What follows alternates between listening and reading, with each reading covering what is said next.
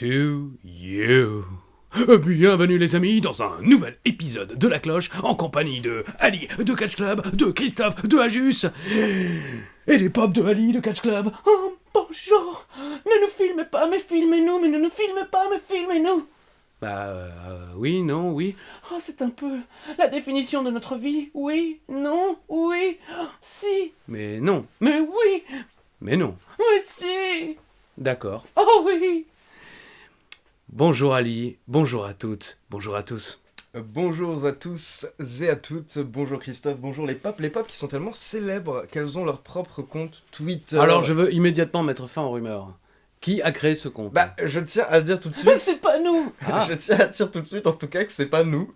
Donc voilà, pas que ce compte commence à faire n'importe quoi sur Twitter, on ne sait pas ce qui se passe. Il y a les pops de Twitter, il y a les pops de Twitter, les pops de Ali actuellement et la casquette de Ali qui ont Oui, j'ai vu. Sur Twitter, donc écoutez... je fais confiance à toutes ces personnes. On attend également le compte des cheveux de Ali pour savoir où ils J'allais- sont. J'allais faire une blague en plus sur Twitter comme ça et je me suis dit, j'attends que quelqu'un d'autre la fasse. Mais si quelqu'un retrouve mes cheveux sur Twitter, n'hésitez pas à vous m'appelez. 3615, code Catch Club, bien entendu. Code promo Ali, moins 10% sur la calvitie. On se retrouve pour un épisode cette fois-ci que vous allez aimer particulièrement. Oh oui. Alors là, je peux vous dire, il y a des révélations. Ah, attention, oui, non, mais il y a usage de stupéfiants. Il y a, j'ai pas dit qui, vous allez voir dans quelques minutes, mais il y a voyage, il y a plein de choses, c'est un bel épisode. Maintenant, voilà, la semaine dernière, c'était vraiment pour placer, on va dire, les bases pour pouvoir repartir à New York avec Mr. Juice. Donc, Christophe, Oui, Ali. nouveau voyage à New York, Exactement. Barclays Center, SummerSlam, NXT, soirée 2K, Snoop Dogg, raconte-nous tout, raconte-nous. New York, le Barclays Center, soirée Touquet, SummerSlam, voilà. Très bonne fin de journée à tous. C'était la cloche. Ah oui. Et oui, voilà, c'est tout. Oui, SummerSlam, je ne sais même plus le combientième c'était, mais ça commençait à devenir une petite habitude, un petit plaisir tout simplement, de partir, du mois d'août, New York. Parfois ça coïncidait avec mon anniversaire, je crois pas cette année-là. Claude François, vite fait. Particularité, pour débuter ce voyage, je pars seul. Faut le savoir. Abbé d'ailleurs avait fait les choses un peu sympas. Voyage précédent, on avait fait mine de s'être battu avec les Allemands, avec cette belle image où on se faisait arrêter, tu t'en souviens certainement.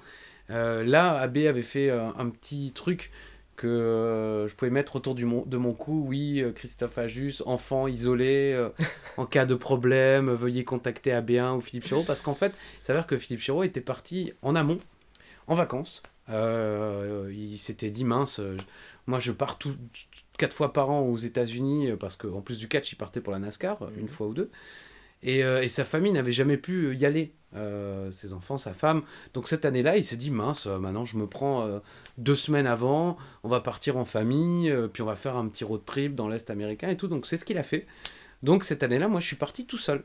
Oui, parce que sinon, habituellement, vous n'avez pas le temps de kiffer, vraiment.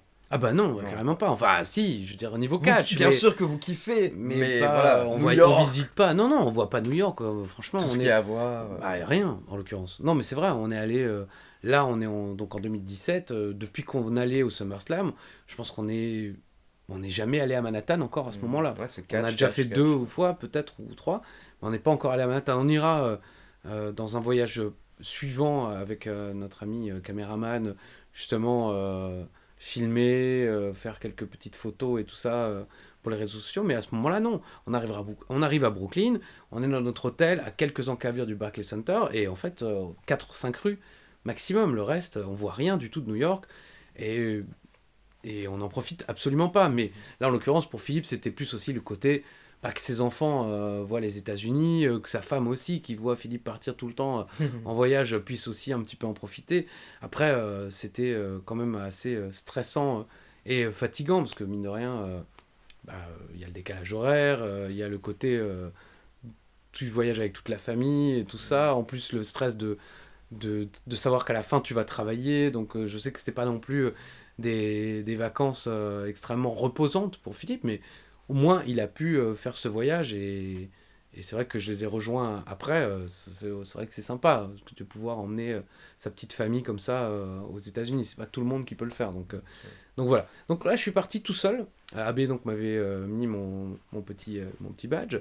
Et je prends l'avion tout seul. Dans l'avion, je me rends compte que était avec moi Barbara. Elle faisait partie des attachés de presse de la WWE. Et elle était en fait en vacances. Elle a des connaissances, des amis qui vivent là-bas. Donc elle partait, entre guillemets, par hasard à New York en même temps. Donc bon, on n'était pas du tout l'un à côté de l'autre dans l'avion, on s'est rejoint à la douane. Et ça tombait bien parce que ce jour-là, douane de New York, ça nous a pris 1h30, 2 heures, quoi. C'est bon. Et bon, on se sépare à la sortie de l'aéroport, et là je prends ce taxi, et là, premier beau moment de mon voyage, c'est que je tombe dans un taxi. La photo est là pour illustrer, Ali oubliera de la poster, mais clim version taxi new-yorkais de bas étage, c'est-à-dire que le mec avait le plexi et il avait mis un tuyau gris comme ça qui sortait de sa soufflerie de voiture, qui soufflait directement dans mon visage. Il avait fait un trou dans son plexi et tu verras sur la photo, J'ai jamais vu ça. ça faisait comme ça quoi. Et je me suis dit putain, ça commence bien effectivement, la clim à l'ancienne quoi. Qualité. Il n'y avait pas de vraie clim dans sa vieille New voiture. York, moi. Ouais, motherfucker. Allez, ouais. Ah ouais, mais on veut pas être censuré. Donc voilà, bon. J'arrive tranquillement à notre hôtel habituel. Et à chaque fois, j'oublie le nom de ce fichu hôtel. Là, c'est de couleur verte. Holiday Inn. Bam. Holiday Inn. Donc j'arrive tranquillement du côté du Holiday Inn Brooklyn. Holiday Inn Brooklyn, où on est déjà des habitués, hein. On connaît même le patron de l'hôtel qui est français, donc bon, il n'est pas là pour nous accueillir à chaque fois, mais quand on le croise dans les couloirs, ah, vous êtes de retour, ça fait plaisir, tout ça. Et effectivement, c'était le Holiday Inn où on squattait depuis la deuxième année. La première année, on était donc dans le Omni Hotel, je crois. J'en avais parlé dans le précédent épisode de La Cloche, où tu avais l'hôtel et en dessous le bar. Et c'était l'hôtel où j'avais pu prendre une photo avec Jushin Liger, où Samoa Joe attendait de prendre ses clés juste avant moi. Et là, dans ce Holiday Inn, il y avait quelques superstars de la WWE. Ça ne va pas durer. Je crois que c'est la dernière année où les superstars seront dans cet hôtel, pour la bonne et simple raison qu'il n'y a qu'un seul fichu ascenseur. Donc en fait, si et c'est souvent le cas, tu es convoqué par exemple à telle heure pour aller à un event WWE, donc tous les autres journalistes, partenaires sont convoqués à la même heure, et puis potentiellement des superstars qui sont également dans l'hôtel. Donc tout le monde descend à la même heure. Le problème c'est que si tu es au 11e et que tu as quelqu'un du 10e qui appelle l'ascenseur et qui veut redescendre direct, l'ascenseur il descend, puis il remonte, et s'il s'arrête au 9e, il redescend, il remonte, et en fait tu peux attendre 20 minutes que l'ascenseur arrive. C'est le gros point faible de ce Holiday Inn, mais sinon... voilà, hôtel très sympathique, pas un hôtel de ouf, mais c'est sympa. Et puis il y a quand même un petit resto en bas, donc tu peux manger le midi, c'est là avec Philippe, ou parfois, voilà, après avoir fait des interviews, on va rentrer, on va manger un petit truc. Et les chambres sont sympas aussi, donc voilà, c'est pas le grand hôtel de luxe et tout, mais c'est un hôtel assez sympa. Et puis le fait que le patron soit français, c'est toujours un peu cool, quoi, parce que... Tu arrives le vendredi? Je pense que oui. J'ai Oui. désormais un doute. Et vendredi soir, direct, party time? Ben, je pense que le vendredi soir, c'est la soirée Touquet. Justement. Là, pour le coup, la soirée Touquet, c'est dans New York. Donc ça, c'est sympa aussi parce qu'on prend un minibus avec tous les partenaires qui sont présents. Je me demande si cette année-là, c'est pas la première année où notre ami Coty est là, également, qui travaille chez... Mahu? dans les jeux vidéo. Comment ça, Manu? Qui est Manu? Mahu? Ah, Romain, oui, voilà, Romain Mahut, exactement. Il me dit Manu, moi je connais pas de Manu, moi. Le mec, il parle comme ça de notre président de la République, dont il paraît, je suis... Ah ouais, Jean Castex, Romain Mahut. Voilà, oui, c'est Jean Cascouille, c'est pas pareil, c'est pas le même résultat. Enfin si, plus ou moins. Oh, voilà, on va se faire sous... Donc, en tout cas, c'est sympa parce que là, tu prends un petit car, et c'est vrai que tu roules de Brooklyn à New York. Donc il y a le pont de Brooklyn qui vous mène directement à Manhattan. Et là, tu as l'impression d'être dans un film parce que la ville de New York a quand même été surutilisée dans le cinéma. C'est un peu la force de New York et des villes américaines. C'est que les réalisateurs, bon, Woody Allen, l'un des principaux qui a beaucoup filmé à New York, mais Scorsese aussi, beaucoup de grands réalisateurs ont utilisé New York comme décor, et donc quand tu te promènes à New York, t'as l'impression de te promener dans un film. Tu vois, t'es dans ce bus, tout d'un coup, t'as quelques espaces verts, et puis ensuite t'as les terrains de basket où les mecs font du streetball, avec que des gars super musclés et tout, des gars super musclés et tout, surtout et tout, quoi. Et non, mais donc, la route est sympa, quoi. T'as l'impression de vivre, encore une fois, un peu le rêve, quoi.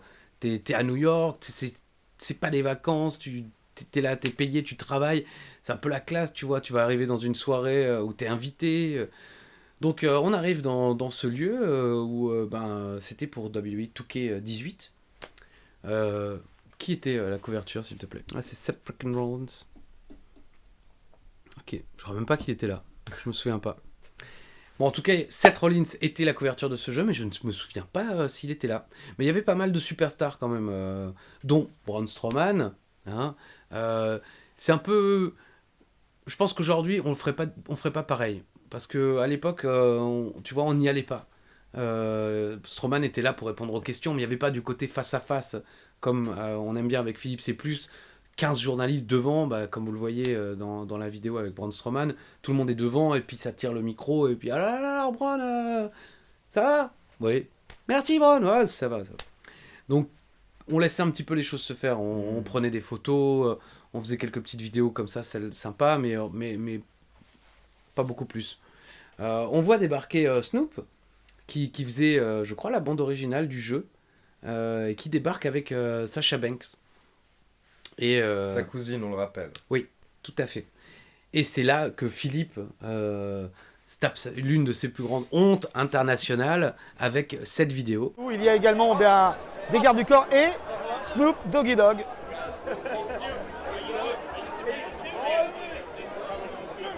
Tu l'as fait rigoler. Donc, il faut savoir que Snoop Doggy Dogg, c'était son nom en 95. Snoop Doggy Dogg. Snoop Dogg. Qu'est-ce qu'on attend? C'était un de ses premiers titres, ça, non? C'était son premier titre, oui, parce que dans le rap US, c'était un petit peu une tradition à l'époque. Souvent, les rappeurs, le premier titre, c'était par rapport à leur nom, pour annoncer leur nom. Par exemple, Eminem, My Name Is, des trucs dans le genre, c'est le premier nom de son d'un rappeur. Souvent, alors, 50 Cent, c'est pour annoncer son nom. 50 Cent, c'est pas toujours le cas. C'est pas toujours le premier non, mais titre. si, c'est In Da Club, son gros titre connu, mais c'est pas toujours le cas. Mais souvent, les rappeurs faisaient ça pour annoncer leur nom, parce qu'après, ça reste dans... Ah là, c'est resté, à tel point que Philippe l'appelle Snoop Dogg, et j'aime beaucoup ce moment où Snoop se retourne et... Genre, ah ouais, là, c'est vraiment un vieux, quoi. Le mec, parce que sinon, si c'était quelques années plus tard, il lui a dit ok, boomer, quoi. Parce que plus personne ne l'appelle Snoop Doggy Dogg. Tu peux l'appeler Snoop Dogg ou Snoop, et maintenant, c'est quoi? Je sais même pas. D.O.G. Non, maintenant, il s'appelle, oui, Snoop Dogg, mais la dernière chose qu'il avait fait, la dernière évolution, c'était Snoop Lion. À un moment, il y a quelques... Ah bon? Avant de sauter de la 3e corde. Il y a 4-5 ans, il avait fait un petit délire Jamaica... un petit album un peu, voilà, parce que je crois qu'il fume de la weed, Snoop Dogg, et donc... Donc ils étaient là avec Sasha Banks, petite séance de questions-réponses avec la presse, vite fait, et puis pour finir la soirée, un petit concert privé, quoi, de Snoop Dogg, et le concert débute avec Sasha sur la scène, tu vois, qui danse un peu. C'était pas encore sa musique d'entrée, donc il passe des titres à lui. Et des titres assez célèbres, notamment, je crois qu'il terminera par Next Episode, produit par Dr. Dre. C'est un son de Dre à la base, et auquel Snoop Dogg featuring. Okay. Parce que, si je dis pas de bêtises, c'est à l'époque où Snoop Dogg, en fait, vendait un show en boîte de nuit, et donc là, bien entendu, c'est la WWE qui a acheté le show, enfin 2K pour l'événement. C'était DJ Snoopadelic. Snoop était au platine, si je dis pas de bêtises, lors du show. Ouais, c'est ça, exactement. Et en fait, pour vous expliquer ça, parce que nous, on vendait ça dans la boîte où je travaillais à l'époque, ça permettait aux boîtes de nuit, aux événements, d'avoir Lidl, Snoop. Cruteno, hein. Pour ceux qui se demandent dans quelle boîte il bossait, c'était le Lidl. Hein. Ça permettait aux événements d'avoir Snoop Dogg, mais sans payer le prix d'un concert. Parce que le prix d'un concert de Snoop Dogg coûte un certain prix, on est dans les 6 chiffres, alors que DJ Snoopadelic, c'est-à-dire juste Snoop Dogg qui mixe, ouais, y a moins de moyens, et qui de temps en temps rappe vite fait sur ses sons, à l'arrache en fumant des pètes, ça coûtait dans les 5 chiffres. Je peux pas vous donner les chiffres exacts, mais donc c'était beaucoup moins cher, mais au moins t'avais Snoop Dogg. Le truc débute, Sasha Banks sur scène, elle s'ambiance, puis tout d'un coup, on sait pas pourquoi, Sasha quitte la scène. Et puis tout d'un coup, Snoop Dogg, il commence à rouler, et puis il commence à fumer, Et puis il passe sa zik et il fait tourner quoi.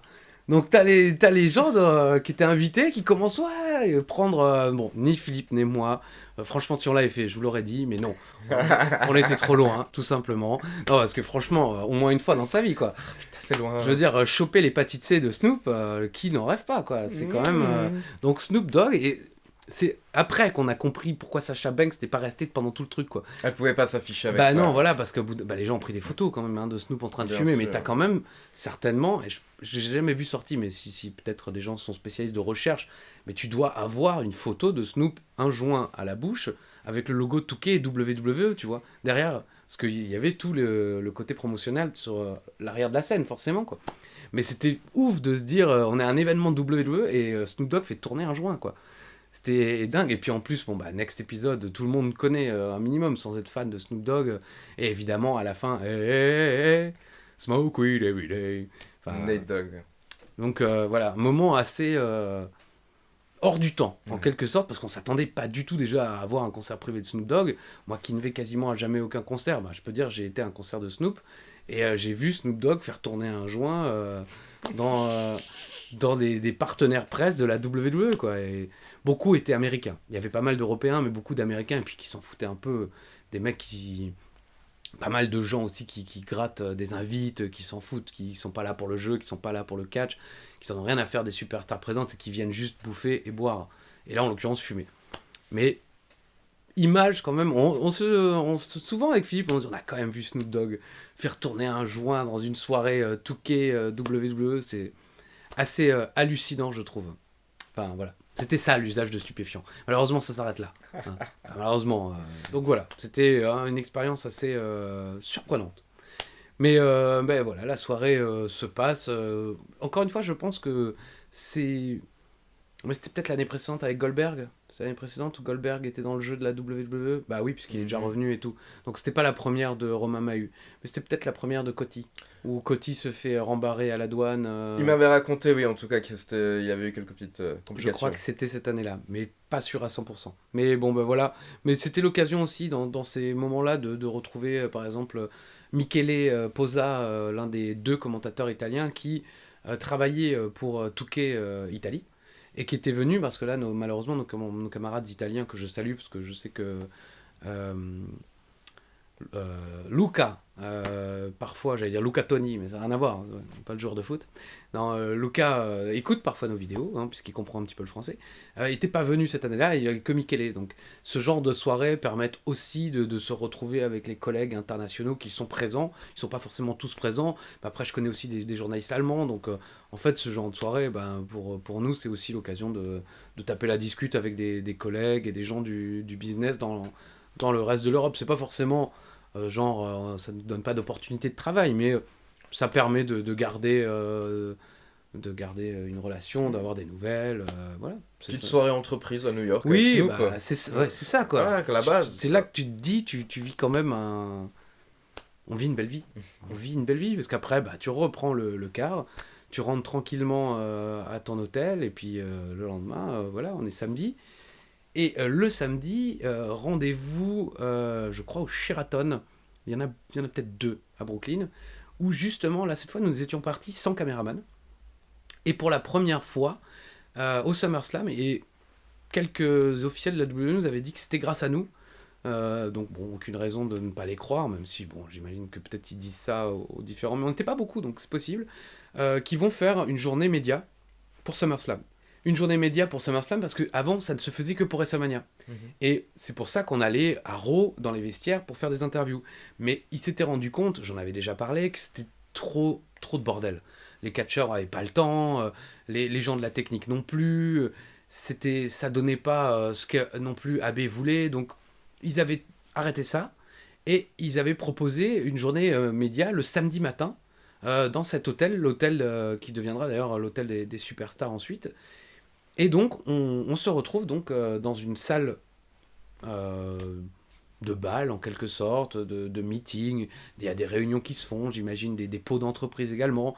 Et on avait droit à un ingénieur du son et un caméraman américain. AB avait contacté sur place parce que finalement, ça revenait moins cher que de D'envoyer payer, un mec, ouais. de payer le billet d'avion pour un preneur de son et un caméraman.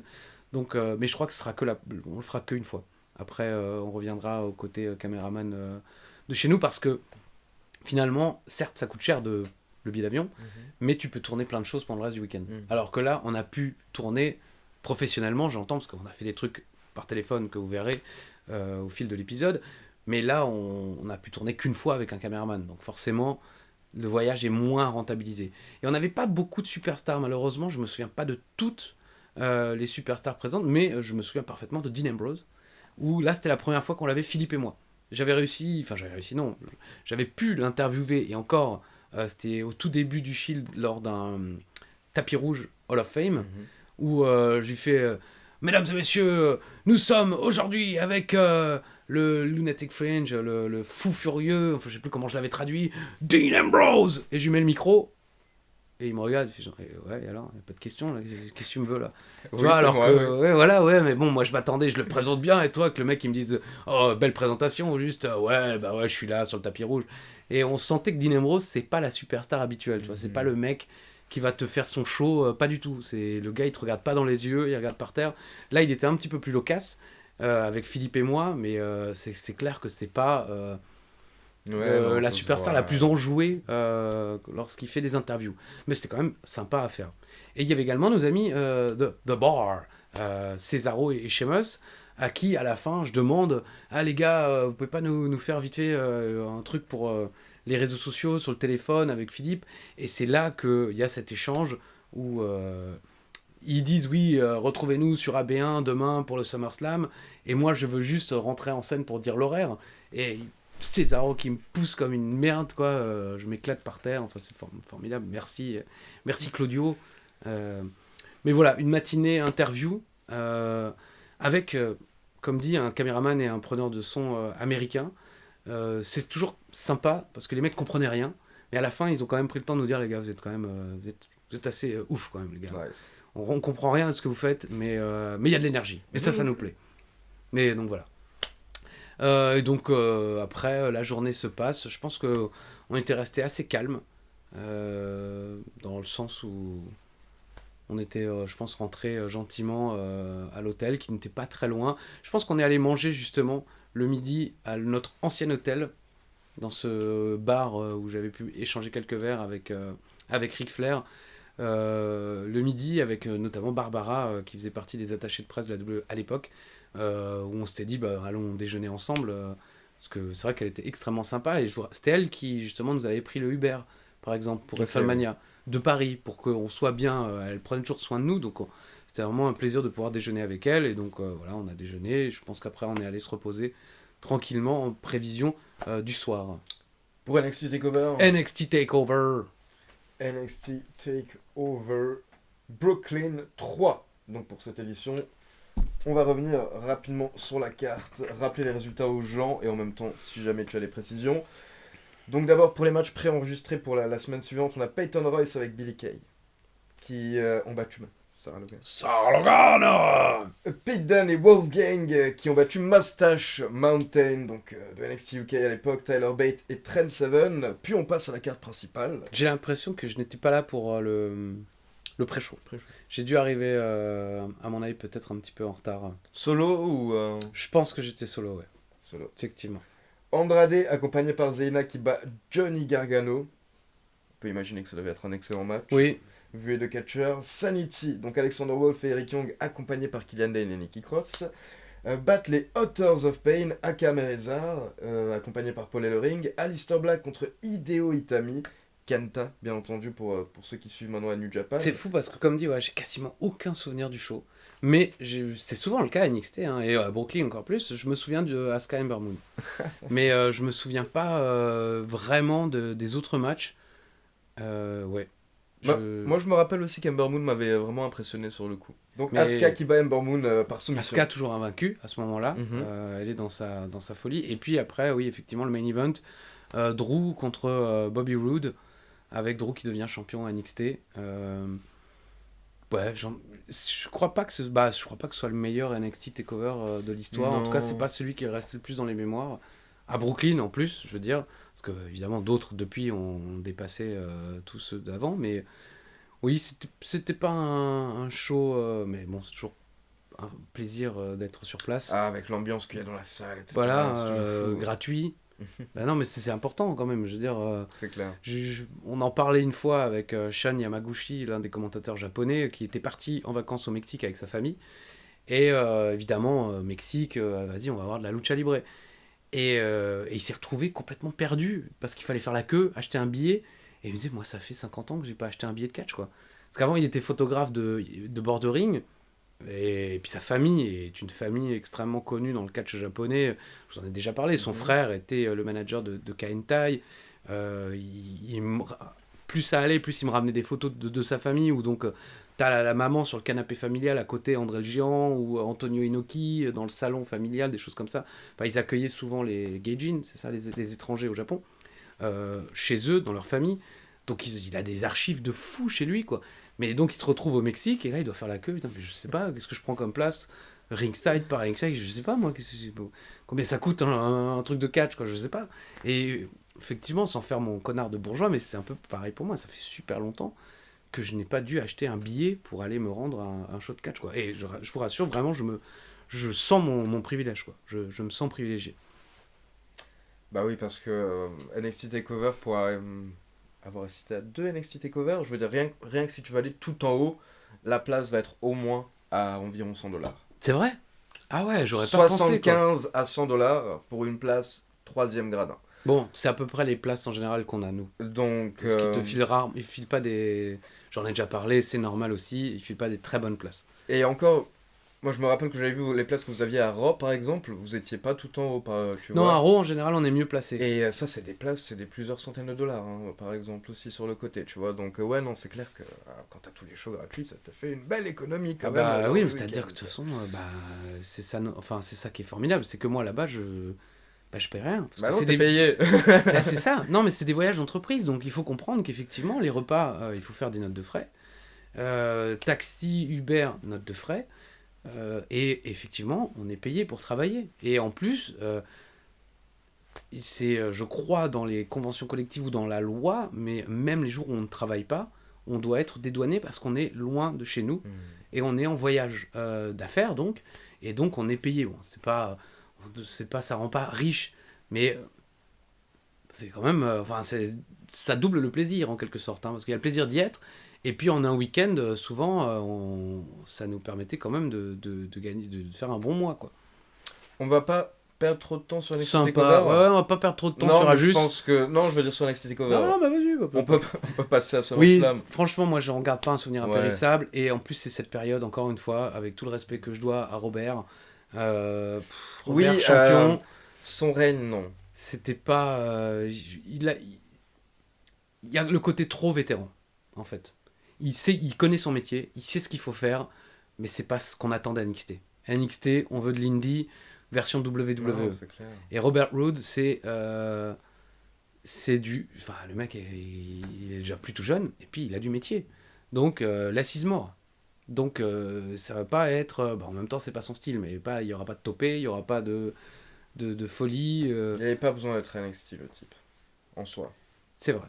Il pouvait passer directement, je pense, dans le roster principal. C'est pas faux. Mais ils avaient sans doute pas beaucoup de place pour lui à ce moment-là, vu que après ils en avaient pas beaucoup plus, et qu'il y avait quand même le côté hype Ouais, puis en autour plus, de son nom et de son entrée. Au final, ça aurait été la meilleure période pour lui à la WWE.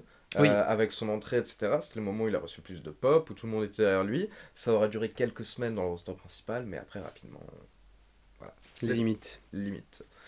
Dimanche, meeting à l'arène. Directement. Oui, je n'ai pas beaucoup de doutes. Il y avait quand même ce Facebook Live, pas oublier, le samedi soir, je pense, hein, qui est quand même important. Je le répète, après, c'est sûr, avec le recul, ça n'a pas beaucoup d'importance, mais nous, c'était vraiment un rendez-vous très important pour Philippe et pour moi, parce que c'était vraiment l'un des rares moments dans l'année où on pouvait échanger directement avec vous. Et je me demande si c'est pas cette année-là, où en plus on s'était mis dans le lobby donc du Holiday Inn avec dans le dos la sortie de l'ascenseur. Donc en fait, discretos, Suspense. ah regarde qui sort de l'ascenseur, alors on s'écartait discrètement, que vous voyiez un petit peu qui sort de l'ascenseur, qui ne sort pas de l'ascenseur, quoi. Bon, voilà, c'est pas très important, mais encore une fois, pour nous, c'est important. Et j'ai vu, pour avoir préparé cet épisode, parce que les archives, vous doutez bien que c'est pas monsieur qui les cherche, déjà qu'il les poste pas, donc c'est pas lui qui va les trouver. Ils sont encore disponibles, ces Facebook Live, sur le site Facebook, la page Facebook d'AB1. Donc, pour ceux que ça peut intéresser, bon, c'est long, hein, mais si vous y étiez, vous y avez participé, ou simplement pour prendre un peu le pouls de ce genre de voyage, bah, n'hésitez pas à aller y faire un tour. Voilà, c'est toujours amusant de revoir Ali quand il m'a vu en vidéo. Il dit, comme t'étais fin. Et ouais, j'ai pris 40 kilos depuis. Encore plus que d'habitude, c'est ce que je voulais dire. Ouais, bah, il l'a pas dit. Donc c'est bien beau de vouloir, mais encore faut-il pouvoir. Oui, le dimanche, direction le Barclays Center, aux alentours, je pense, d'11h à peu près. Dans ces eaux-là, c'est toujours le même truc. Holiday Inn Brooklyn, vous pourrez chercher dorénavant. Vous verrez, Holiday Inn Brooklyn, Barclays Center, c'est 400 mètres, même pas. Donc à pied, tranquillement. Même si l'entrée par laquelle nous on rentre, c'est pas l'entrée principale par laquelle toi par exemple tu es rentré. C'est-à-dire qu'il faut faire tout le tour. Donc ça rajoute quelques quand même centaines de mètres. Et puis quand il fait très chaud, c'est quand même chiant. Parce que tu arrives et Parce qu'il fait lourd en août à New York. L'ambiance est lourde. Donc tu arrives, tu transpires, c'est pas super cool, quoi. Mais bon, voilà. Donc oui, on arrive tranquillement. Rien de particulier. Qui se fait démonter en coulisses cette fois-ci? Qui se fait engueuler? Qui se fait démonter en coulisses? Personne. Engueuler, calme. ouais. Oui, voilà, attention. Je veux dire, malheureusement ou heureusement, aucun de nous n'a jamais eu à faire ce genre de choses pour avancer. D'ailleurs, vous avez vu le niveau de notre carrière, quoi. Vous doutez bien que si on avait pu faire avancer tout ça, on aurait fait. Non, personne, non. Non, très très bonne ambiance, franchement. Justement, comme on n'avait pas de caméraman présent et tout, on décide de filmer quelque chose dans le parking avec derrière nous le car régie. Donc c'est cette vidéo-là. Avec bien sûr nos camarades, donc Jerry Soto, qui est le visage le moins connu des commentateurs hispaniques, Marcelo Rodriguez et Carlos Cabrera. Pendant la vidéo, je fais référence au fait que Marcelo Rodriguez part en courant dès que quelqu'un s'approche à moins de 8 mètres de sa table de commentateur. C'est pour ça je dis attention Marcelo, il y a quelque chose. Il part en courant. Mais voilà, non, très bonne ambiance. C'est SummerSlam, donc encore une fois, beaucoup moins tendu. Que WrestleMania, on est détente, Barclays Center on connaît sur le bout des doigts, on est vraiment et on peut prendre le temps de faire une vidéo comme ça dans le parking. En plus, notre salle, elle sera toujours au même endroit, au Barclays Center. Il y a cette deuxième vidéo où Philippe et moi, on est déjà dans le public, juste avant le début du show pour vous rappeler que c'est bientôt l'heure. Et la vue que vous allez voir, c'est à quelques mètres de notre salle de commentateurs. Pour faire une sorte de dessin en quelque sorte, le Barclays Center en cercle comme ça, disons, le ring là, l'entrée ici, d'accord, comme ça, les commentateurs ringside ici, et bon, évidemment, des portes pour les fans au sol là, là non, c'est l'entrée, et ici, une entrée qui donne direct backstage. Que les fans ne peuvent pas usiter. Il y a 2 gardes du corps. Et là, ça donne directement sur les backstage. Et tu passes le rideau, t'es dans les backstage. Et tu continues tout droit, t'es dans le parking. Directement.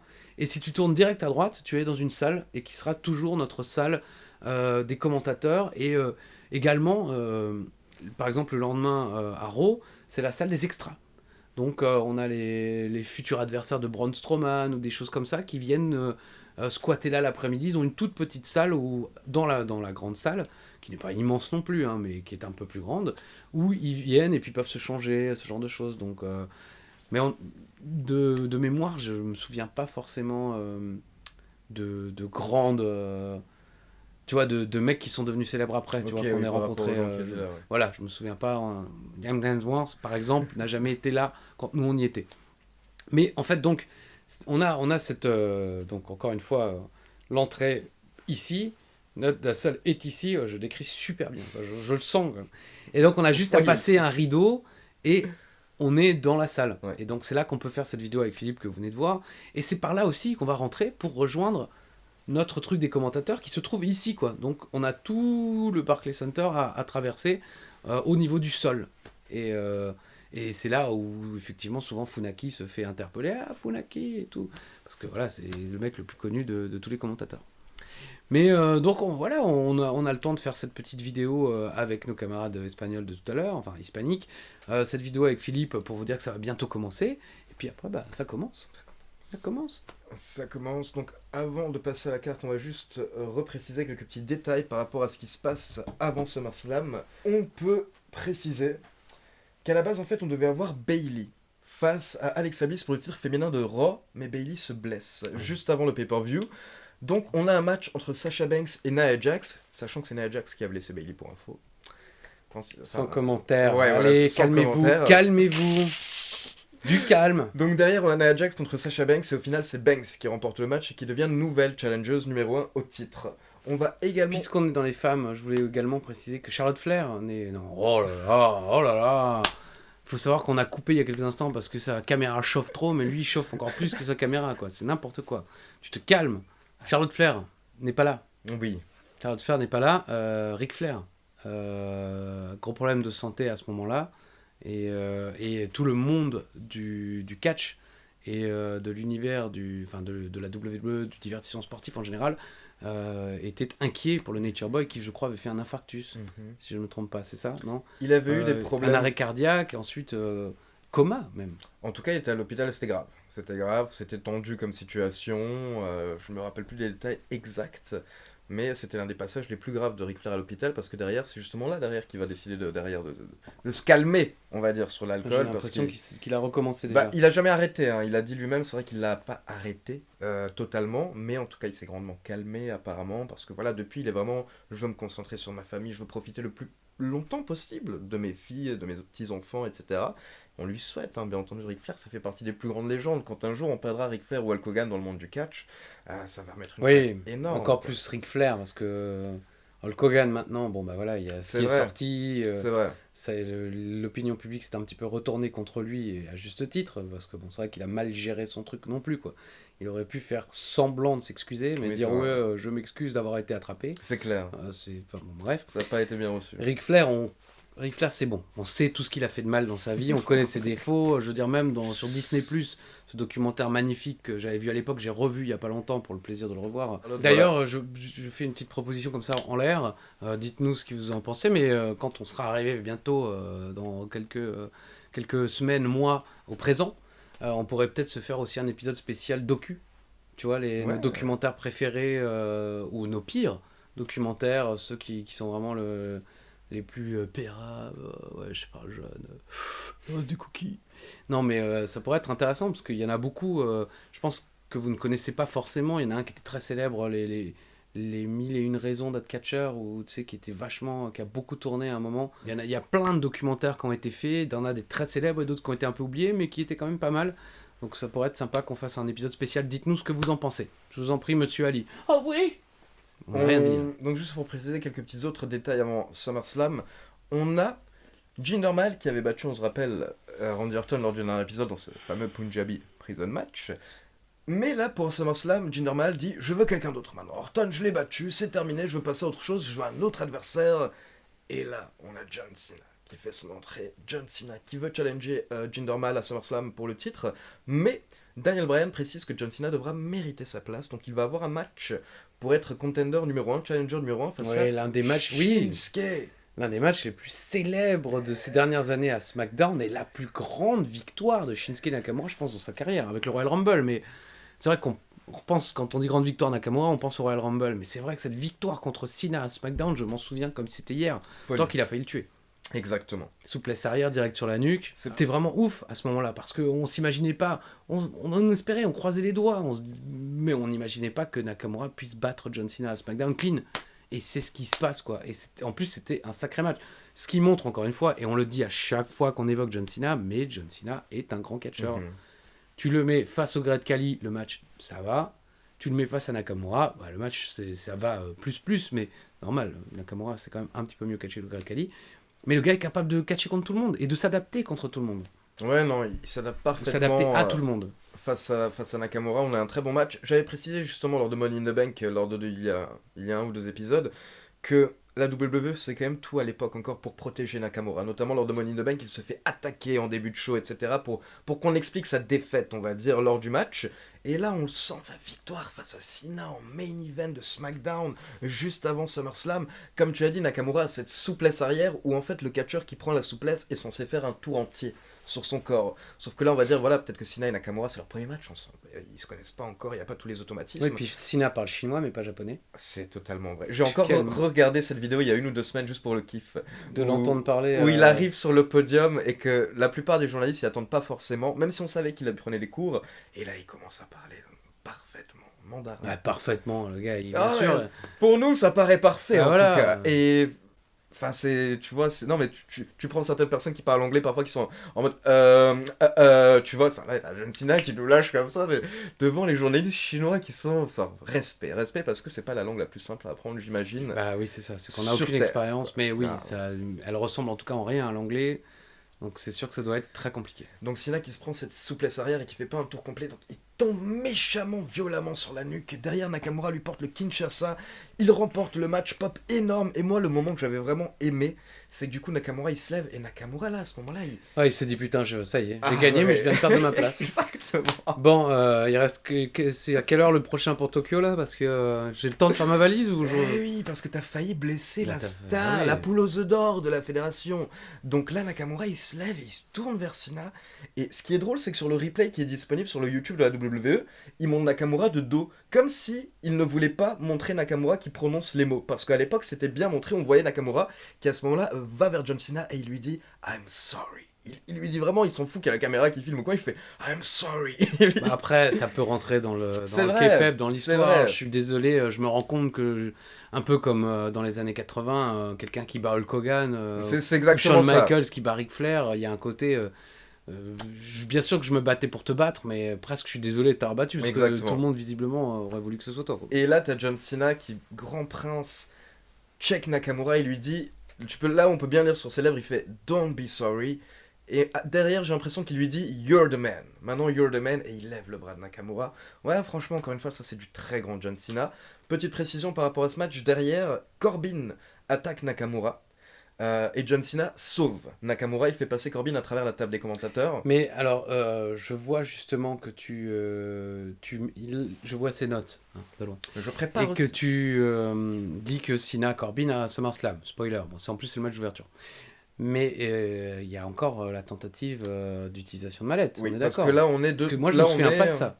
Je me souviens de la tentative d'utilisation de mallette. Bah, la tentative d'utilisation de mallette, c'est justement la semaine juste avant SummerSlam. Ok. La semaine juste avant SummerSlam, Jinder Mahal se retrouve dans le ring. King Corbin débarque, il veut encaisser sa mallette Money in the Bank. L'arbitre sonne la cloche. Mais parce que c'était Cena Mahal juste Mhm. avant, non?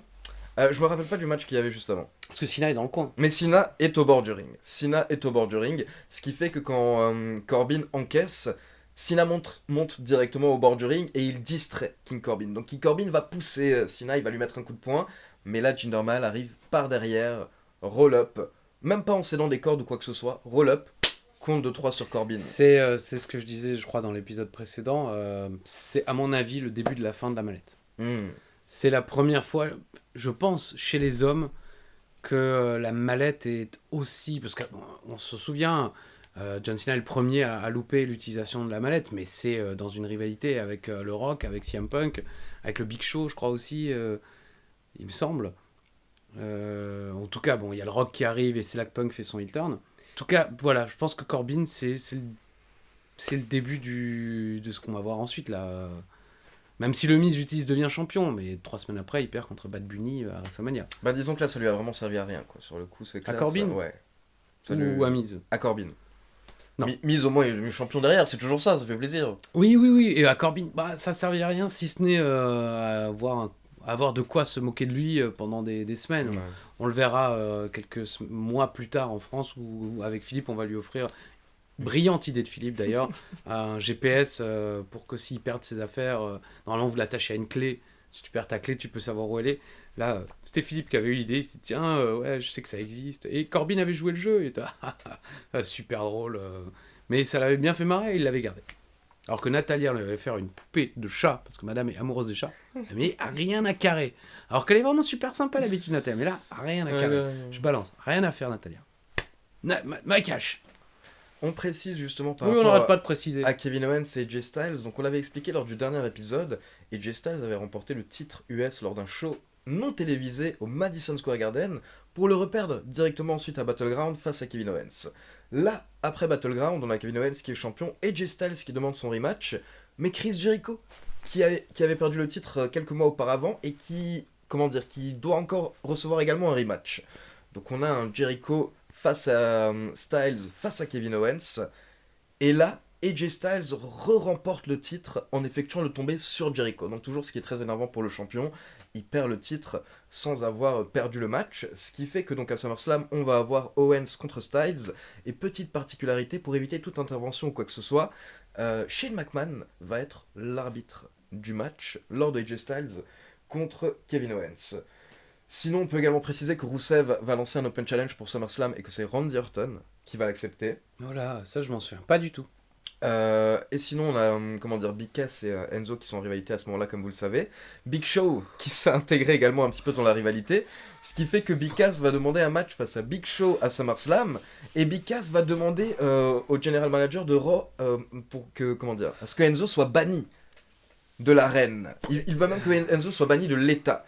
Donc là, on lui répond, écoute, c'est peut-être pas possible. Écoute, on est en train de faire un truc avec Mattel, une petite cage qu'on va suspendre au-dessus du ring, et si on faisait, c'est ça. Hein. Exactement. Ah ouais. C'est la Shark Cage. Donc là, ça va être proposé que Enzo Amore soit suspendu. En réalité, visiblement, je dévoile un secret de polichinelle, mais c'est parce que la WWE, à ce moment-là, sortait une collection de figurines et d'accessoires, dont la Shark Cage. Dans la Shark Cage. Et donc, il fallait l'inclure dans les programmes. Enfin, moi, ça m'a toujours... Il y avait un vrai intérêt dans l'histoire. Moi, je me souviens de Jim Cornette ou de Paul Heyman, mais à la WCW, hein, donc il s'appelait encore Paulie Dangerously, où Jim Cornette, les mecs étaient terrifiés par la hauteur, donc ça jouait, ça hurlait, ça criait. Mais là... Parce que là, il va s'huiler, c'est ça, il se huile le corps. Oui, on va en parler dans un instant, on va voir le moment sexy de la cloche. Qui a envie de voir Big Cass contre Big Show? Non, je suis désolé. Enfin, je sais que les Américains sont des bourrins, mais en tout cas, ce soir-là, au Barclays Center, j'en ai un souvenir bien précis. Et non, ils en avaient rien à carrer. Quoi. 3 dernières petites précisions. Oh là là. D'abord, donc Bray Wyatt à ce moment-là qui se lance dans une rivalité avec Finn Balor. Ouais, ça c'est sympa. Ils vont avoir un match du côté de Raw que Bray Wyatt va remporter et derrière il va couvrir Finn Balor d'un liquide visqueux, encore une fois, genre un petit peu type du sang. Et derrière Finn Balor va se réveiller en disant écoutez, je promets qu'à SummerSlam vous aurez la présence du Demon King. Donc ça déjà ça nous aide pour SummerSlam. Rollins et Ambrose qui à ce moment-là sont en train de teaser une potentielle réunion face à The Bar. Parce qu'on a The Bar une semaine qui attaque Rollins puis qui attaque Ambrose. Et donc Rollins vient aider Ambrose, mais après t'as Ambrose qui veut pas venir aider Rollins. Bien sûr, parce qu'il y a quand même le traumatisme de la... Ambrose il a pas oublié la trahison. Normal, personne n'a oublié. Encore aujourd'hui je vois... Quand il y avait Reigns et Rollins à SmackDown, je vois sur le hashtag SmackDownAB des gens qui disent « Ouais, on t'a pas oublié avec ta trahison !» Ça va, c'est bon. Mais pardonnez-lui, quoi. C'est tellement bien teasé durant le mois de juillet et d'août où t'as plusieurs moments où du coup Rollins il veut se remettre avec... Oui, puis il y a aussi la tentative, il met le point, l'autre non, il s'en fout jusqu'au jour. Et c'est la veille, le dernier Raw, avant SummerSlam, où justement je crois que je ne commenterai pas. Ou alors... Je sais plus. Il y a une ou alors non, c'était avec le vrai Shield quand ils étaient tous les trois. Quand ils le font une dernière fois pour le dernier run d'Ambrose. Tout à fait aussi, oui. Et je me souviens, AB, le monteur d'AB avait coupé parce que je sais plus pourquoi ça l'avait. Il y avait peut-être un encart et tout. Il s'est dit plutôt que de le cacher, je coupe le programme. Sauf qu'il coupe le moment où truc et je peux te dire que Chéro et moi quoi. C'était le moment mythique. Pas chez moi le monteur. Quoi, il est 22h30, il est plus là. Je m'en ai rien à. Enfin voilà, on s'était vénère de ouf. Quoi. Non mais la puissance d'un symbole, parce que comme dit d'abord Rollins veut le faire et Ambrose refuse, derrière un moment Ambrose veut le faire puis Rollins refuse, puis au final il y a la réunion, donc ça nous mène à un match par équipe face à The Bar, c'était parfait. Dernière petite précision à ce moment-là, on a également Corey Graves un jour qui reçoit un appel comme ça du côté de Raw, et il va voir Kurt Angle en lui disant ouais... Écoute, là, ce que je viens d'apprendre, tu sais ce qui va se passer, tu sais que ça va sortir, tu vas être dans la merde. Fils caché. Eh oui. Qui? Quoi? Comment? Ah ouais, c'est là où je me dis, pareil, Chad Pourquoi Gable. Non, mais Pourquoi Chad Gable. Non, pas pourquoi. Parce que c'est toujours sympa, ce genre de petite histoire. Non, mais oui, non, mais par contre, comme toi, pourquoi Jason Jordan alors que Chad Gable Alors que Chad Gable, tout c'est écrit, les mecs en plus se ressemblent limite. Je veux dire, il y a tout. Le mec est équipe olympique, enfin, l'histoire est écrite déjà C'est clair. de bout en bout et non, enfin je sais pas qu'est-ce qu'il aurait. Parce qu'en plus, je veux dire, Chad Gable est encore en activité. Mhm. Jason Jordan, malheureusement, je pense que là c'est fichu. On a toujours des rumeurs une fois par an, mais bon, il est officiel. Je pense que Bah, voilà. là, il a son- été promu récemment en plus maintenant, apparemment directeur, producteur en chef de Raw et de SmackDown. Ah, dis donc. Donc oui, non, ça paraît mal parti pour un retour sur les rings. Et ben voilà, c'est Jason Jordan. Incompréhensible, mais voilà, je rappelle pour ceux qui ne sont pas au courant, à ce moment-là, on apprend que Kurt Angle a un fils illégitime, bien entendu, là on est dans les storylines, ce n'est pas la vie réelle. Oui, c'est oui, les bah, à tel storylines. point que Kurt Angle l'oubliera moult fois lorsqu'il évoquera sa famille, lorsqu'il évoquera ses enfants, justement proche de sa retraite. Il y a des fois où il y pense, donc il parle de 3 enfants, je pense, Ouais. parce qu'il en a 2 dans la vraie vie. Et il y a des fois où justement on lui redira certainement, ou lui il repensera et dira ah ouais 3 enfants.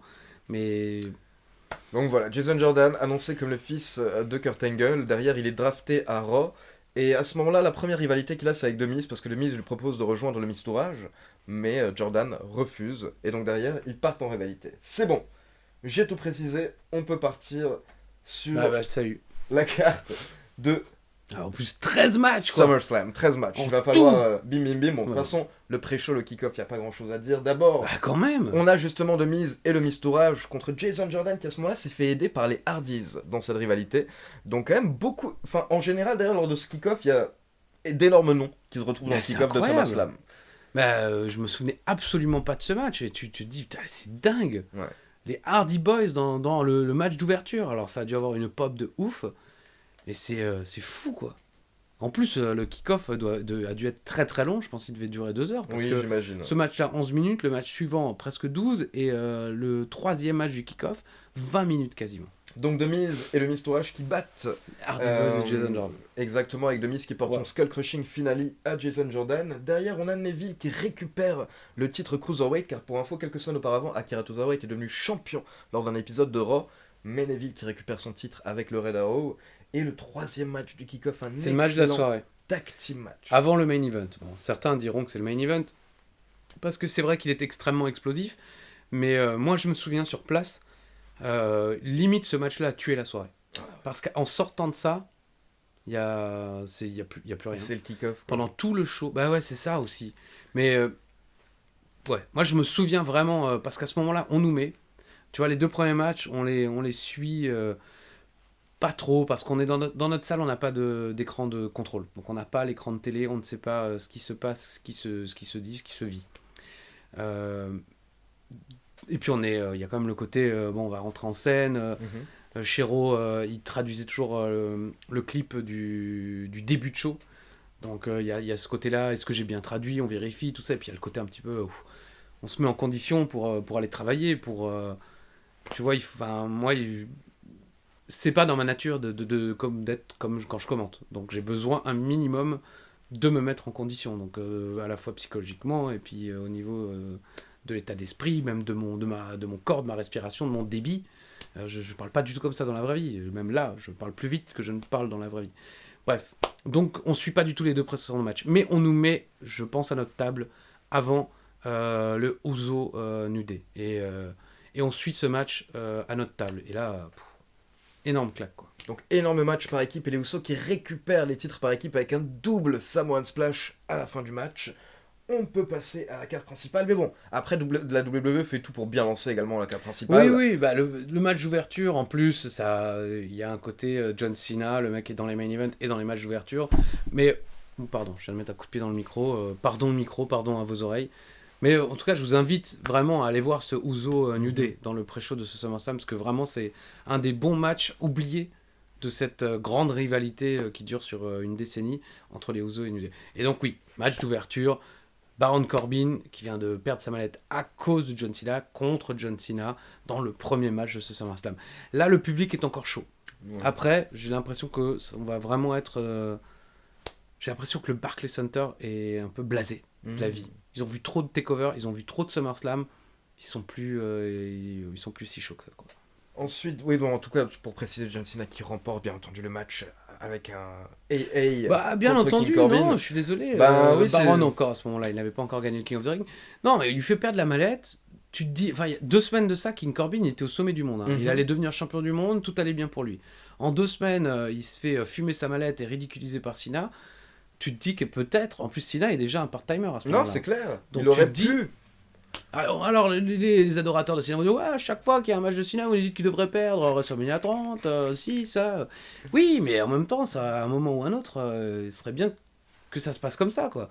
Parce que Cena, il est plus là. Et c'est pas. Franchement, cette défaite au SummerSlam 2015 n'aurait pas entaché la Ouais, bien carrière de sûr, Cena. c'est clair. Les gens ne se seraient pas dit tout d'un coup, Cena, il vaut plus rien parce qu'il a perdu contre Baron Corbin. Alors que là, Baron Corbin, en gagnant, on se serait. Ouais, non, ils ont pas voulu partir sur la surprise ou quoi que ce soit, c'est vraiment le match basique, Cena qui se réveille à la fin et qui porte l'attitude adjustment pour la victoire. Précision intéressante dans les différents articles, c'est que dans ce match, il n'y a que un finisher. Il y a un attitude adjustment à la fin, ce qui est assez rare au final et qui va être un gros contraste par rapport au main event, mais ça va Oui, partir dans bien sûr. tous les sens lors du main event. On continue ensuite avec Natalia qui affronte donc la championne féminine de SmackDown, Naomi, et Natalia qui remporte le titre à ce moment-là avec le sharpshooter. Petite précision pour l'époque, c'est la première championne diva qui remporte également un titre, le titre de SmackDown. En tout cas, vu que le titre de SmackDown était assez récent, Natalia qui était la première à remporter le titre de SmackDown et qui avait Oui, également parce la que des gens version étaient diva. déjà en train de de taper. l'époque. Ouais, Charlotte Flair. Oui, voilà. Je précise bien de SmackDown. Vous pouvez effacer. Ouais, parce qu'ils étaient déjà en train d'appuyer sur Enter. Rick. La catastrophe, donc. Oh ouais, non, mais vraiment, mais arrêtez, franchement, non, mais... En plus, ce match dure 15 secondes de plus, hein, c'est pas... 15 secondes, c'est rien dans une vie, enfin... Quelques-unes de mes anciennes conquêtes vous diront qu'avec moi, c'est déjà énorme, mais... comment ne pas s'énerver, franchement, non, mais sérieux, déjà, regarder, c'est chiant, mais à commenter, imaginez. Putain. Non, vraiment, c'est le genre... Enfin, moi, de toute façon, je suis pas déjà... et c'est pas dans notre culture, je pense, en France, même peut-être en Europe, en général. Les matchs... on avait vu, ils avaient une fois fait à la IC Dub, on l'a pas encore commenté dans le coffre à catch, mais malheureusement on va devoir un jour se le faire. Je crois Great Khali, Viscera, je sais plus quel était le troisième géant, Kane peut-être, ou Big Show, Kane, Viscera, enfin moi il y avait ce match des monstres. Enfin moi ça m'attire pas du tout quoi. Et Big Show, Big Cass, tu sais forcément que ça va être nul. C'est pas d'une qualité énormissime et honnêtement, les gens n'en ont quasiment rien à faire de ce qui se passe dans le ring parce que c'est Enzo qui fait le show dans la cage, bien entendu. Enzo qui est donc placé dans la cage au-dessus du ring essaye de s'en sortir mais il voit que ça ne marche pas. Donc en fait, il commence à enlever ses vêtements.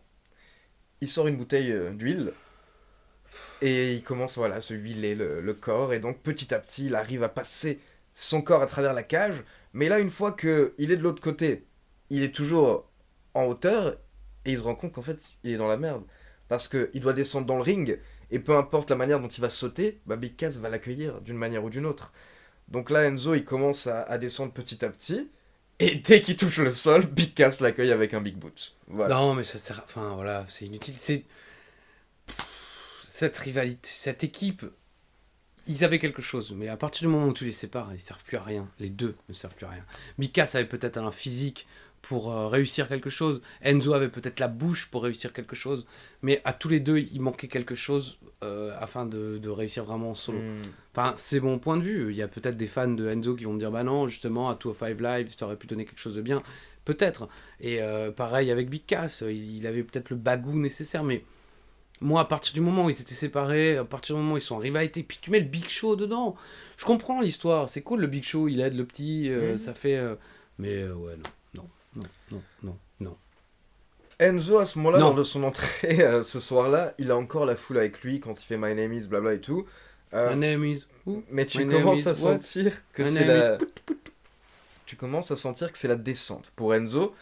Et puis Big Cass, même comme tu l'as dit, même s'il était impressionnant, etc., à ce moment-là, il était même pas affûté. Enfin, Oui, regardez c'est- le Big Cass de 2021 aujourd'hui, là, on a un monstre. Maintenant, on a un monstre qui, quand il fait son entrée, c'est impressionnant. C'est autre chose que celui qui était à cette période de SmackDown, qui était un peu, voilà. Donc bon, Bah, il était sans doute pas non plus dans une bonne période de C'est sa ça, vie, il c'est faut ça. l'admettre. Enfin, c'est pas grave.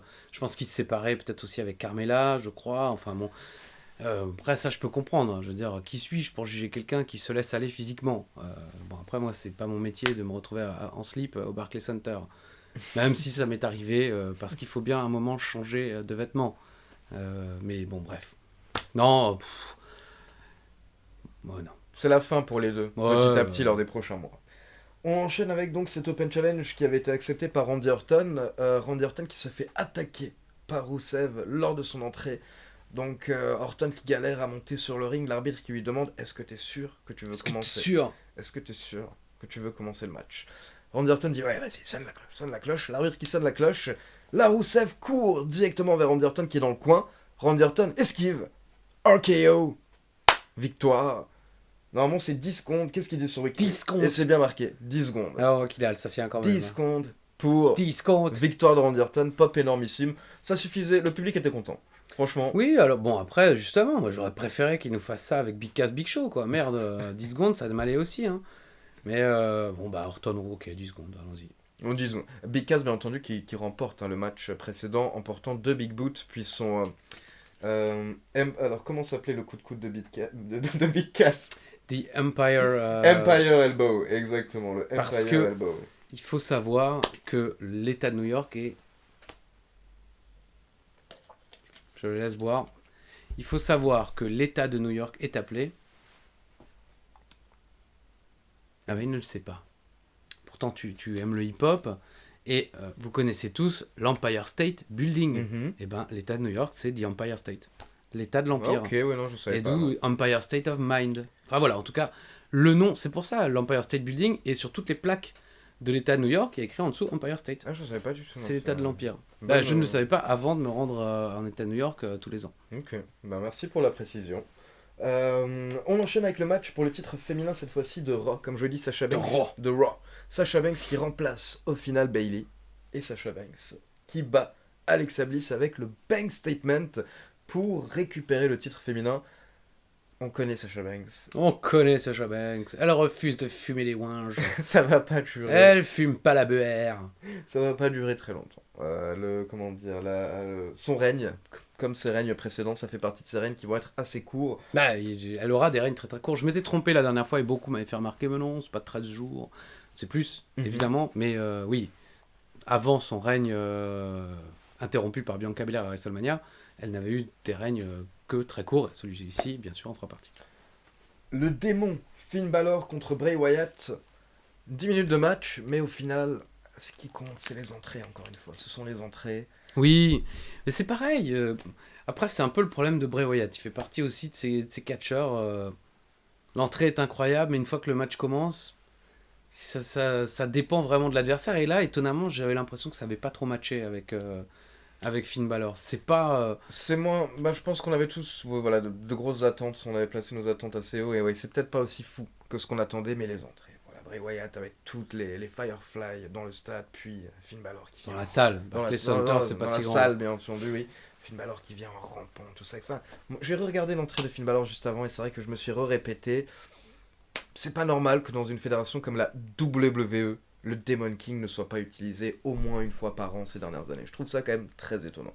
Avec le potentiel marketing, etc. qu'il y a avec le Demon King. Oui, surtout quand on voit tout ce qu'ils font avec Bray Wyatt, avec C'est ses différentes clair. formes, tout le produit dérivé qu'ils vendent. Je pourrais tellement le décliner, et c'est ce que Finn Balor faisait justement à la New Japan à l'époque, quand déjà il utilisait les peintures, etc. Lors de chaque grand show, il s'inspirait d'un personnage différent, par exemple de Marvel ou un truc dans le Ouais. genre. Bon, comme Rey Mysterio aussi, pendant Un une peu, époque, voilà, ouais. à WrestleMania, qui jouait là-dessus. Mais après, peut-être que, par exemple, sa perruque, peut-être que ça coûte cher à produire. Tu vois, parce que des masques Rey Mysterio, la WWE, on a vendu des tas, et même dans les shows indépendants dans toute l'Europe. À une période, tout le monde allait commander des masques Rey Mysterio en Chine, en Afrique, je ne sais où, et les revendait comme ça en faisant de l'argent non déclaré, quoi. Et il a fait vivre des milliers de personnes, Rey Mysterio, grâce à ces masques. Finn Balor, j'imagine que c'est peut-être plus dur à produire, par exemple, cette fausse chevelure. Moi, ces de fausses nos dreads. jours, je me dis que la WWE est vraiment à un niveau où ils n'hésitent plus à vendre. Par exemple, les différents masques de films qui sont assez compliqués sont tous reproduits et tout. Oui.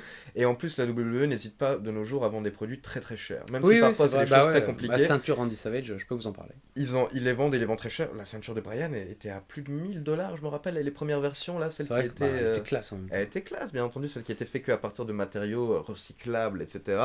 Mais ils ont un public en tout cas de super fans. D'ailleurs, ils vont lancer une série de reportages apparemment bientôt sur les super fans de Bah, WWE. ils en ont déjà fait un. Finn Balor, Bray Wyatt, on aime les entrées et on aime le coup de grâce au final, qui permet à Oui. Finn Balor de prendre sa revanche par rapport à la défaite qu'il avait subie quelques semaines auparavant. C'est le genre de rivalité que je sais que beaucoup de fans souhaitent revoir aujourd'hui, en 2021. Une nouvelle version, mise à jour de nouveau Finn Balor qui reviendrait peut-être en démon, mais face à The Fiend, pourquoi pas. Ça pourrait être intéressant. Hmm. On enchaîne donc avec Dean Ambrose et Seth Rollins qui battent Cesaro et Sheamus pour remporter les titres par équipe à ce moment-là. Donc voilà la petite réunion d'une partie du Shield qui fonctionne bien.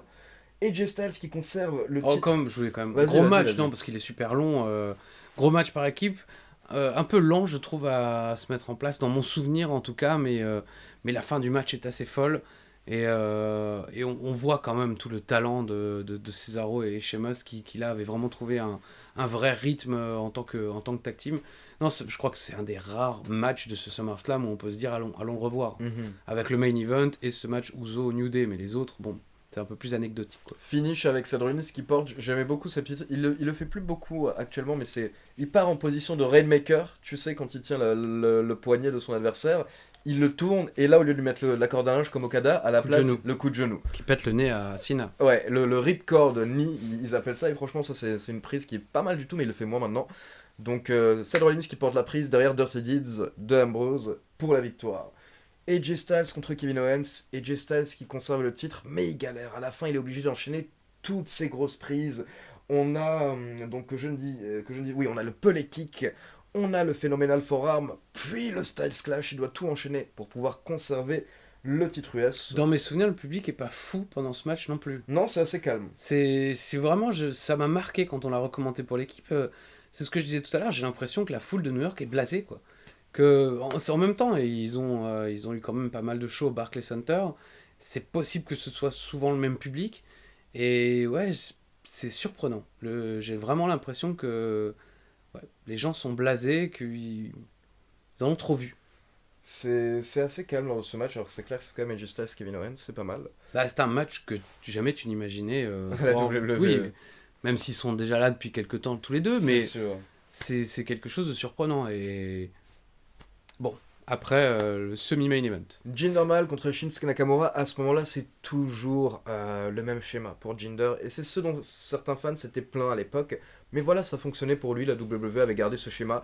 Jinder, habituellement, qui galère souvent pendant les matchs et à la fin. Distraction des Singh Brothers. La WWE avait fait tout un plat autour des commentateurs. Pendant le match, ils vont passer les commentateurs indiens, puis les commentateurs japonais.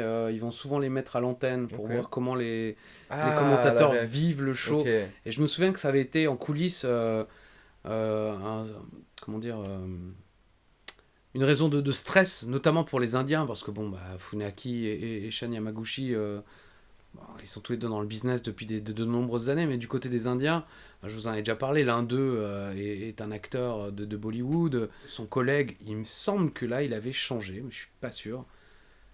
Mais bon, il a eu deux collègues. Un qui était aussi comédien et l'autre qui était carrément dans la médecine. Qui était, ouais, non, le mec il travaillait à l'hôpital la semaine et une fois par mois il venait commenter les shows. D'ailleurs, je crois qu'il a arrêté depuis. Et il est thérapeute à plein temps, quoi. Pourquoi pas? Et l'un des commentateurs russes vend des yaourts le reste du temps. Hein. C'est pas une insulte, hein, c'est son vrai métier. Donc voilà. Mais je me souviens qu'ils étaient quand même assez stressés parce que c'est vrai que j'en avais déjà parlé et c'est pas forcément pour les rabaisser, mais bon, voilà, ils ont pas d'expérience dans le catch donc ils connaissaient pas grand chose. Et c'est vrai que là, la WWE voulait vraiment les mettre en avant et donc ils se sont bien assurés que quand ils seraient à l'antenne, qu'ils commentent et tout, on leur avait dit allez-y à fond pour que bah, forcément que même si les Américains comprennent pas qu'ils vivent la chose, quoi. Et effectivement, c'était assez stressant d'avoir cette caméra toujours prête à filmer les Japonais ou les Indiens. Donc les Singh Brothers qui essaient d'intervenir à la fin, les deux montent sur le ring. Shinsuke Nakamura doit se débarrasser des deux frères et quand il se retourne, Jinder Mahal le chope pour lui porter le calasse. C'est vraiment un schéma qu'on va beaucoup retrouver lors du règne de Jinder, mais voilà, la WWE pour eux ça fonctionnait. C'est là où on se dit aussi, ça aurait pu être l'heure de Nakamura. Si la Totalement. WWE ne s'était pas dit on veut intégrer le marché indien, Totalement. Nakamura pouvait devenir champion C'était pendant le cette moment, période. ouais. Ouais, c'était là ou jamais. Et finalement, ça ne Après sera avoir jamais. battu Cena, franchement, Bah oui. ils auraient pu enchaîner avec une victoire à ce moment-là de Nakamura. Parce que Jinder, la suite de son règne ne va pas durer très longtemps, il ne va pas être mémorable. Là, c'est juste avant les Survivor Series où finalement la WWE panique et se dit bah, on va pas faire Jinder Mahal, Brock Lesnar hein. Exactement. Donc ils vont lui faire perdre le titre lors d'un show hebdomadaire. À SmackDown, à Londres. Exactement. Superbe show et super match. Là aussi, c'est là que vous voyez qu'AJ Styles grand talent. Parce qu'il sort un putain de match contre Jinder Mahal. Ce que d'autres, même Nakamura, mais après, je pense que toujours la communication doit être compliquée. Jinder Mahal a pas une carrière de globe-trotter affirmée. Donc il n'a pas dû affronter tant de catcheurs japonais que ça. Il a peut-être pas forcément cette expérience-là de catcher contre quelqu'un avec qui tu peux quasiment pas communiquer, ou en tout cas, tu vois ce que je veux dire, très peu. Et c'est là où tu vois un John Cena qui, certes, n'a pas été globe-trotter avant la WWE, mais qui, dans le cadre de la WWE, a affronté des catcheurs venant de tous les pays du monde, notamment le Great Khali. Et donc il sait comment gérer quelqu'un avec qui il ne peut pas forcément interagir dans sa langue. C'est des détails, mais c'est important. La communication dans le ring, c'est clair. Numéro 13, 13e match de la carte, donc le main event. Ce qui se passe à ce moment-là, c'est que Brock Lesnar est le champion universel.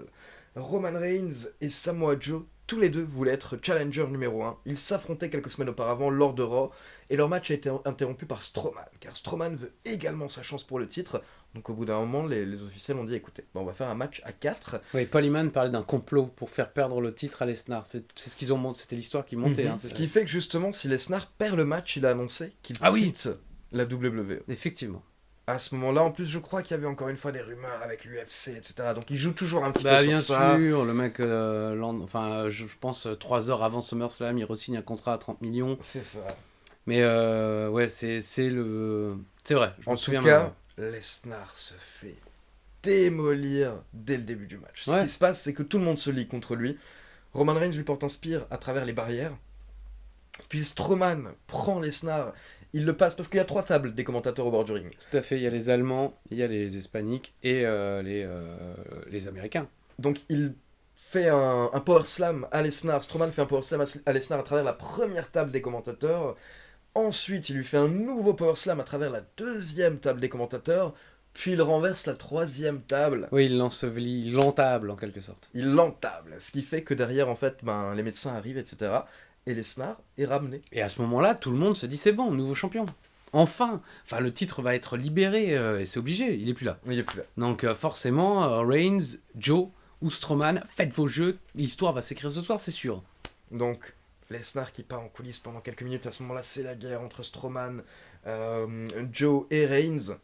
Mais Lesnar revient au final. Lesnar, juste au moment où justement on a un finish, on a une soumission dans le ring, enfin une grosse prise, Lesnar intervient à ce moment-là pour surprendre le public et il est à 2 doigts de remporter le match. Donc c'est très bien joué en tout cas au niveau des émotions, je trouve, avec les fans lors du match. C'est vrai, c'est vrai. Les gens sont comme des fous. Là, pendant tout le show, il se passe rien. Au niveau du public, je veux dire. De manière surprenante, parce que comme dit, il y a quand même du lourd. Avec Ambrose et Rollins, ça s'excite un peu, mais ça met du temps. Avec Styles et Owens, ça s'ambiance un peu. Mais là, ce match-là, le public est chaud. Le public est debout quasiment pendant tout le match.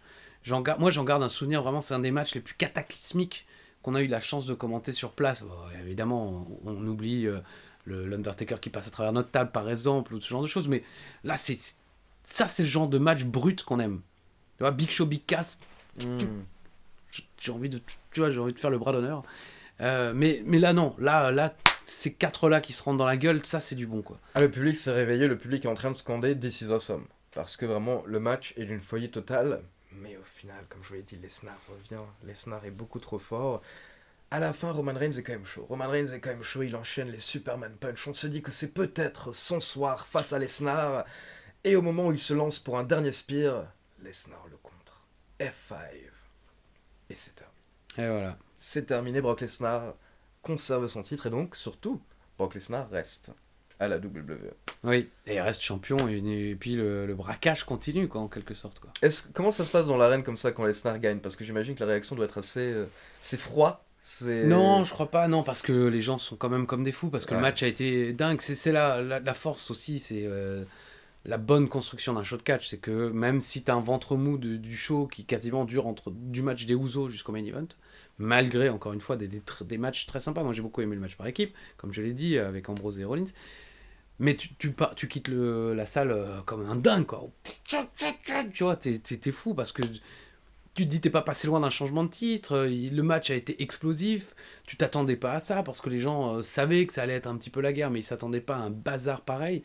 Donc non, je me souviens pas s'il y a eu des huées ou quoi, ça j'ai oublié, malgré les commentaires pour la chaîne L'équipe plus récemment. Mais tu repars avec un niveau d'excitation ouf en te disant putain, on a quand même vu quelque chose qui restera dans l'histoire parce que mine de rien ça fait partie, c'est sans doute l'un des rares matchs. Je me souviens quand même beaucoup de Cena Corbin parce que c'était le match d'ouverture, que c'était rare de voir Cena dans le match d'ouverture. Mais ce match-là, ça fait partie des matchs dont les gens parlent encore aujourd'hui, je pense, du règne de Brock Lesnar à l'époque et d'un match inattendu parce que c'est vrai qu'aussi le casting Reigns, Joe, Strowman, Lesnar, c'est surprenant. Les main events à 4 en plus c'est assez rare, surtout lors des gros pay-per-view. Genre WrestleMania, SummerSlam, t'as rarement des main events à plusieurs personnes. C'est juste, ça fait du un coup, peu on le jeu note vidéo quand ça arrive justement. Ça fait un peu jeu vidéo. Ça fait un peu là, puis t'as réuni 4 potes et puis comme quand tu joues à FIFA et que tu fais Barça Real. Tu vois, moi avec mes potes, on faisait soit au pif, soit Guingamp Rodez. Enfin, Rodez n'a jamais été dans FIFA, on embrasse nos amis rodésiens.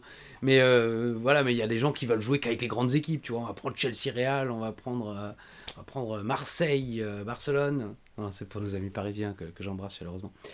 Mais voilà, là, t'as l'impression que c'est 4 potes qui sont réunis, que non, on va prendre les 4 plus. Non, je rentre dans la gueule.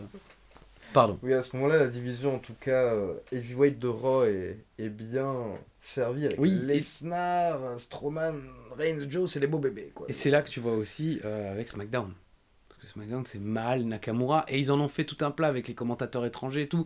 Après, ça donne une image très internationale de la WWE, mais quand tu regardes, tu compares Jinder Mahal, Nakamura au match suivant, Lesnar, Strowman, c'est pas le même c'est dur. Power, c'est pas la même intensité, c'est clair. On terminera donc le week-end la semaine prochaine, mais tu as des souvenirs peut-être un petit peu déjà de Raw le lendemain. Est-ce que tu sais si tu avais commenté le show ou pas? Je ne crois pas qu'on avait commenté le show. Je crois qu'on était backstage. On a été backstage, bien sûr, parce que j'ai une belle photo avec notre ami TJP. Commande des fans sur internet, ce qui m'a évalué ce moment où je dis à TJP je sais pas pourquoi il voulait que je te prenne en photo, genre t'es une merde. Et non mais c'est pas ce que je voulais dire, et lui il l'a compris comme ça parce que il m'a regardé, je fais non mais c'est pas ce que je voulais dire. Mais tu l'as dit. Et il m'a répondu comme ça en plus, ouais mais tu l'as dit. Après on a rigolé et ensuite je lui ai dit tu sais qu'en plus on a fait ce show truc et il me sort la photo au Stade de France quoi. Il l'avait encore dans son téléphone, le gars, c'était un moment visiblement important de sa carrière. Grâce à Jérôme Pruitt, que j'embrasse chaleureusement, qui, je crois, nous écoute en voiture régulièrement. Donc fais attention, il y a une bagnole à droite. Donc je crois pas qu'on avait commenté, mais on était sur place. Et dans le prochain épisode, on évoquera aussi la tournée de la WWE à Lille. Si on l'a pas déjà fait. Si, on l'a déjà fait l'épisode précédent. On l'a déjà fait l'épisode précédent. Le mec qui se souvient de rien. On peut le réévoquer. C'est pas ça que je voulais dire. Non, on va évoquer notre participation à un projet extrêmement intéressant avec le plus grand youtubeur français avant Squeezie, c'est-à-dire Cyprien. Qui a été vraiment... ça a été un truc assez dingue à faire. Et vous allez voir que c'est assez intéressant. Et il y avait autre chose. Évidemment, Touquet. Avec la Paris Games Week et la venue de Kurt Angle avec chaud-froid. Parce que nous, on va voir Kurt Angle, mais vous n'aurez pas le droit de l'approcher. Et je sais que ça avait fait quand même beaucoup parler, malheureusement. On évoque ça dans le prochain épisode de La Cloche.